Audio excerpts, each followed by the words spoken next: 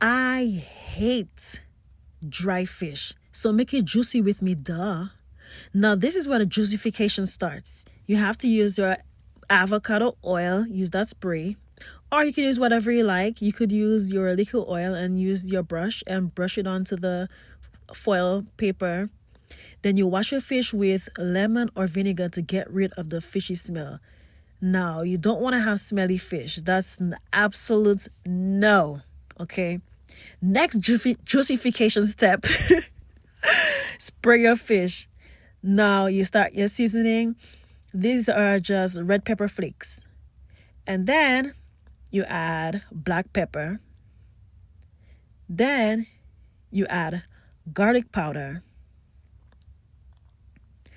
Next seasoning, you add your onion powder. And the kicker, adobo, baby. You cannot go wrong. Cannot. And this is the HEB version of Old Bay seasoning. Next, you add bay leaf and then thyme. Okay? Then, this is where the magic happens. The most important part. You have to prick your life away with that fish. Prick, prick, prick, prick, and more prick. Then the oil is going to help drive the seasoning inside of those holes that you just put into that fish. Now you're going to push the oil and the seasoning with your brush and make sure you pick it up and mix it up to make sure that it actually enters the fish. You're literally pushing the good stuff into that fish. See how it looks now? Okay, here's the other part for your sauce. These are green onions. Now, cut up your tomatoes, followed by sweet peppers, and then you add in your celery. Now, when you blend it up, this gives you some good flavor. You want actual sauce. You add in your onion, and you're going to blend it all up as well. Add in ginger paste and garlic paste, or you could just add, the actual cloves. And then I add salt to taste, and oil to make sure that it's not dry. You don't want to add water because it will water it down, duh. So you add oil to give it the consistency that you actually want. See how smooth my paste is? You're going to pour that paste onto your fish. Just like that.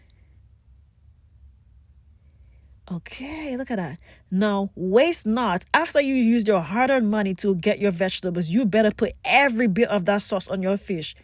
Then again, you're going to push it in with your brush. Add water because you want your sauce to be juicy. You want your steelhead juicy. Add your water, okay, to make that moisture really come into that fish. I bake it on 375, 380, freestyle. And set your timer for every 10, 15, 20 minutes and cook as you go. I wanted it spicy, so I added my pepper. And now these are just leftovers of what I chopped up. It will actually give you some nice texture when you actually eat your fish. Some good, little crunch. You want some texture to your sauce. And then keep baking. So you cover it up. Ooh, look at that steam. Oh my goodness. Once you see the white little specks, you know your fish is almost done. But you don't want your sauce to be runny, so you want to add some flour and water mixture. So that's what I'm doing right there. You will mix your life away. Keep mixing until it's super smooth, just like that. Okay, now pour it in. And you want to make sure it's nice and smooth because you don't want small little chunks in your sauce. Mix it up really nicely to make sure it blends in. Then you put it back into the oven. Bake it again. Now, the way you know when it's done is when it's very soft and the fish is flaky. Look at that sauce. Oh my goodness. Look at that thickness. Do you see that thickness? It is so good. Of course, you want to taste your sauce to make sure that it all tastes good. Make sure that your salt level is okay. You see how it's nice and flaky there? See, I'm moving it. There you go. Nice and juicy. Yep, throw around your sauce, and it is basically done. You see the color looks good. You can even put it in the broiler. Yes, no, maybe. Yes, it's a hit.